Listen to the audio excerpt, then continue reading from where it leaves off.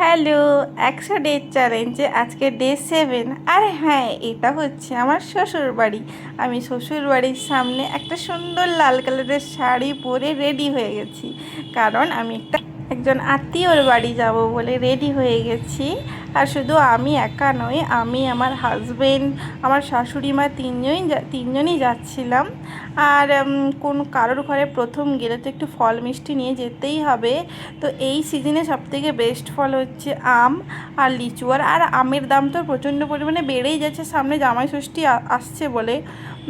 আর কিছু মিষ্টিও নিয়ে নিলাম, আর যেহেতু বিকালের টাইমটা যাচ্ছি বলে কিছু গরম গরম সিংড়াও নিয়ে নিলাম। তারপরে তো ওখানে পৌঁছেই গেলাম। এই হচ্ছে সেই দিদা যার জন্য আসা, আমার বিয়ের সময় যেতে পারেননি, তাই ওনার সাথে একবার দেখা করতে এসেছিলাম।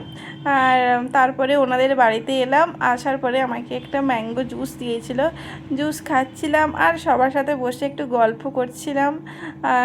সবাই তো জিজ্ঞাসা করছে, যেহেতু নতুন বউ, তো আমার নাম কি, তারপরে আমি কি করি না করি সব কিছু জিজ্ঞাসা করছিল। তারপরে একটু টিফিন দিয়েছিল, যেহেতু সন্ধ্যার টাইমটায় গেছিলাম, ডিম পাউরুটির টোস্ট দিয়েছিল। আর সেটা খেয়ে অনেক রাতও হয়ে গেছিলো, গল্প করতে করতে করতে বাড়ি চলে যাচ্ছিলাম। আর যেতে যেতেই দেখো প্রচণ্ড হাওয়া করছে, মানে বৃষ্টি আসবে, বৃষ্টি পড়েও গেল।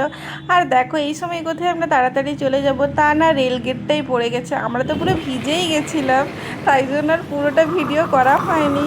তো আজকের জন্য টাটা।